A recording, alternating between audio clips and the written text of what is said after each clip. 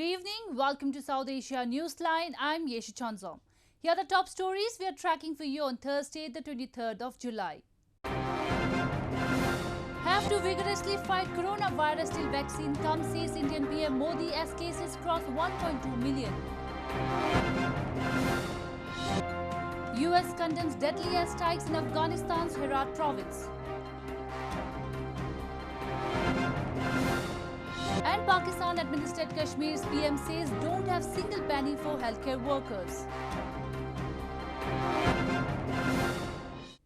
And now for all the details. As India's COVID-19 cases tally crossed the 1.2 million mark on Thursday, Indian Prime Minister Narendra Modi said we have to fight vigorously against the virus till the vaccine comes. He also said that Northeast India is dealing with the twin challenge of combating the coronavirus and floods, which have caused huge damages and claimed several lives. As India's cases tally crossed the 1.2 million mark, Indian Prime Minister Narendra Modi on Thursday said, "We have to fight vigorously against the coronavirus till the vaccine comes." Speaking at the virtual foundation stone-laying ceremony of a major water supply project in northeastern Manipur province, Modi said the Northeast India in particular is dealing with a twin challenge of combating coronavirus and devastating floods.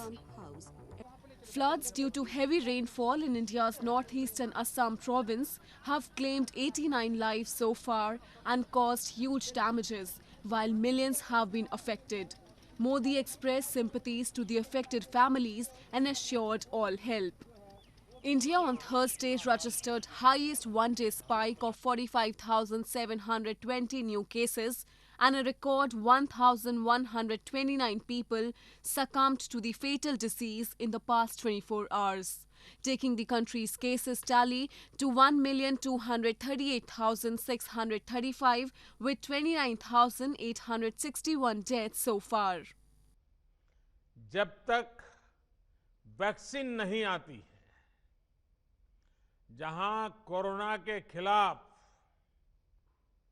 हमें मजबूती से लड़ते रहना है, विजयी होना है, वहीं विकास के कार्यों को भी पूरी ताकत से आगे बढ़ाना है। इस बार तो पूर्वी और उत्तर पूर्वी भारत को एक तरह से दोहरी चुनौतियों से निपटना पड़ रहा है। As several provinces in India reported record jumps in daily coronavirus cases on Wednesday, lockdown restrictions of different durations were clamped in northern Kashmir Valley, central Bhopal and northeastern Manipur as well. Despite rising cases, India's recovery rate now stands at 63.18%. The two-day India Idea Summit organized by the US-India Business Council featured high-level presence of Indian and US government policy makers and leaders from business and society, pitching India's rise as a country with increasing openness and one that the world can trust. Indian Prime Minister Narendra Modi told US investors on Wednesday that there has never been a better time to invest in India.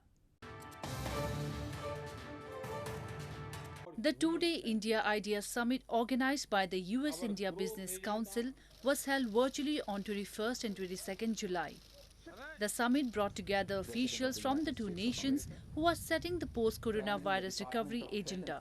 While delivering the keynote address at the summit on Wednesday, Indian Prime Minister Narendra Modi asked US firms to invest in India, pointing to the ways the government is facilitating investors and the promising growth in various sectors, including infrastructure, aviation, defense and space research. While delving into various key facets of the fast-expanding ties between the two countries, India's Foreign Minister S. Jaishankar said India and the US need to think bigger while attempting to resolve the pending trade issues. I think the US really has to learn to work in a sense, with a more multipolar world, with more plurilateral arrangements, go beyond alliances with which really it has grown up over the last 2 generations. Mark Warner, Democratic Senator from Virginia and co-chair of the Senate India Caucus, a discussant in the panel with Jaishankar, called for a technological alliance of the willing to counter China's domination in the field. Moving on, the United States has condemned the airstrikes conducted by the Afghan Air Force in western province of Herat that left multiple civilians dead. US Special Envoy Zalmay Khalilzad also slammed the Taliban Islamist group for recent attacks that also resulted in many civilian deaths. U.S. Special Representative for Afghanistan Reconciliation Zalmay Khalilzad on Thursday condemned the airstrikes conducted by the Afghan Air Force in the western province of Herat that left multiple civilians dead. Taking to Twitter, Khalilzad said, "The last 24 hours have been very violent in Afghanistan, with many losing their lives.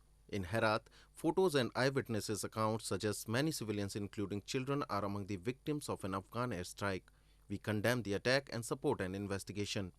According to reports, airstrikes in eastern Afghanistan killed 45 people, including civilians and Taliban fighters. Khalilzad also slammed the Taliban Islamist group for recent attacks that also resulted in many civilian deaths, saying, "The Afghan people want an immediate start of peace negotiations and a settlement that is in their best interest." Despite the US-Taliban peace agreement, which was signed in Doha on February 29, the situation in Afghanistan has remained volatile, with sporadic attacks by both Afghan forces and the Taliban on each other. In news from Sri Lanka, Sri Lanka's President Gotabaya Rajapaksa on Wednesday vowed to free the country from drug menace while campaigning for the candidate's office party Sri Lanka Podujana Peramuna. Sri Lanka is slated to hold parliamentary elections on 5th of August, more than 3 months late because of the coronavirus outbreak. Sri Lankan President Gotabaya Rajapaksa on Wednesday said he will free the country from the drug menace for the future generation, the same way it was freed from terrorism. Addressing an election rally to campaign for Sri Lanka Podujana Peramuna or SLPP candidates, the president said several measures are already in place to prevent drug infiltration and distribution. Sri Lanka is set to hold the parliamentary elections on 5th of August, more than 3 months late because of the coronavirus outbreak. Chairman of the Election Commission Mahinda Deshapriya has assured that a number of health guidelines will be followed during the parliamentary elections and there is no reason for voters to be afraid. The Election Commission had earlier said the cost for the election will be 50% higher because of the precautionary measures needed to be taken. As of Thursday, Sri Lanka reported 2,730 confirmed cases of coronavirus with 11 deaths so far. Around 2,064 patients have been cured and discharged. In news from Pakistan, Marriage Hall Association in Pakistan's port city of Karachi held a protest highlighting the pathetic condition of the marriage hall owners as their business was closed due to COVID-19 for the last 4 months. Pakistan government has opened several businesses with SOPs, but marriage halls have not been allowed to open. Marriage Hall Association in Pakistan's Karachi city held protest demonstration against closure of their business in the provincial metropolis and asked the government to reopen marriage halls, lawns and banquets under standard operating procedures or SOPs. Hundreds of owners and workers of the association gathered at the Karachi Press Club, carrying placards and banners to highlight their plight that they were facing financial crisis due to closure of their business. Wedding halls were closed during the lockdown imposed to curb the coronavirus pandemic, and public gathering restrictions forbid the operation of their business. Khwaja Tariq, Secretary General of the association, warned to expand the protest and march if their demands were not met. वो वाहिद industry है जिसको 4 महीने से government ने बंद किया हुआ है। हम अपनी इंडस्ट्री से जुड़े 6.5 लाख दिहाड़ीदार तबके और खानदानों के लिए आवाज उठाने के लिए आए हैं। हम बिलावल भुट्टो जरदारी साहब से, इमरान खान साहब से सवाल करते हैं कि ये वही दिहाड़ीदार तबका है जिसके लिए आप इलेक्शन में आवाज उठाते हैं। आज हम इनके लिए अमली तौर पे आवाज उठाने के लिए आए हैं। हमने एप्लीकेशन अपीलें दी हैं, रिसीव करवाई हैं, अब तक हमसे कोई राब्ता नहीं किया। इन्होंने हमसे आखिरी बात जो की थी वो 24 रमज़ान को की थी। उसके बाद इन्होंने तमाम बेसिक्स और SOPs के साथ तमाम कारोबार को इन्होंने ब्रीथिंग स्पेस दिया है, हमारे कारोबार को नहीं खोला। क्या ये समझते हैं मंडी को खोल के क्या हम लोग जानवर से बदतर हैं? The protest comes as the country struggles to contain a renewed spike in COVID-19 cases after initial restrictions were eased in May to allow certain public gathering activities. As of Thursday, Pakistan reported 269,191 confirmed coronavirus cases and over 5,700 deaths. Doctors and healthcare workers have been working hard to fight the coronavirus outbreak in Pakistan-administered Kashmir, but they have been left demoralized as their demand for pay hike is being denied. Raja Farooq Haider Khan, the Prime Minister of Pakistan-administered Kashmir, has said that he does not have a single penny to support doctors and other staff.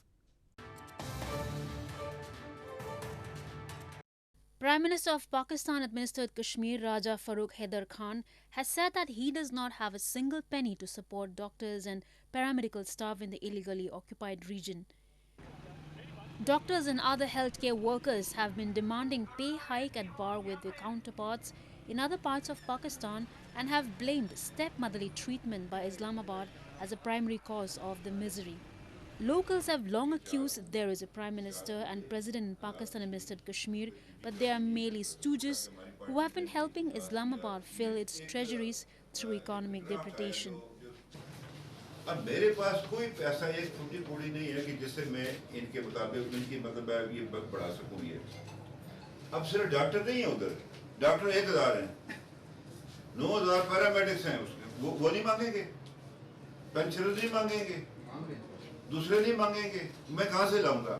Absence of medical facilities has also remained a matter of grave concern in Pakistan-administered Kashmir, but healthcare workers have claimed that in the fight against coronavirus, they also lack testing kits and proper safety gear. Ahead of the sibling festival of Raksha Bandhan next month, the demand for Chinese Rakhis, the sacred thread tied on the wrist of brothers by sisters, have fallen this year. People are refusing to buy Chinese Rakhis due to tensions between India and China after 20 Indian soldiers were killed in clashes with Chinese troops. The demand for China-made Rakhis has gone down ahead of the Hindu sibling festival of Raksha Bandhan. Rakhis are sacred threads that are tied on the wrist of the brothers by their sisters to symbolize their strong bond. Residents in India's western Vadodara city who flocked the markets were looking for Indian-made Rakhis as an anti-China sentiment swept the country. Shopkeepers also said they were not ordering Chinese Rakhis as customers were refusing to purchase those items. मैं अभी राखी purchase करने के लिए आई हूँ, तो मैं वही राखी जो हमारे यहाँ पे इंडिया में बनी हुई है, हमारा खुद का मैन्युफैक्चर होना चाहिए, क्योंकि जिस तरीके से अभी चाइनीज़ का जो चल रहा है, चाइना के साथ हमारा कितने शहीद हमारे सैनिक हुए हैं, तो उसको देख के हम यही प्रिपेयर करेंगे कि हमारे खुद का यहाँ पे बना हुआ ही प्रोडक्ट हम कि वो लोगों का माल लेना। अभी पब्लिक को ऐसा है, जितना सब प्रॉब्लम चल रहा है, बॉर्डर पे प्रॉब्लम चल रहा है, वायरस का प्रॉब्लम है, तो लोग मना ही करते हैं और हम भी मंगाते नहीं हैं, जितना हो सके उतना नहीं मंगाने की कोशिश करते हैं. Meanwhile, women in India's northern Varanasi city were making Rakhis to promote products made in the country. They also intend to boost the Indian economy by buying and selling local Rakhis. Many have decided to boycott made in China products due to tensions between India and China after 20 Indian soldiers were killed in clashes with Chinese troops in northern Galwan Valley. Both countries have blamed each other for triggering the clash, the deadliest between the neighbours in at least 5 decades. Well, that's all we have for you from South Asia this evening. Now our viewers can watch the show on SouthAsiaNewsline.com.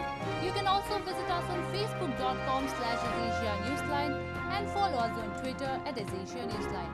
That's all in tonight's edition. We'll see you same time tomorrow. Good night.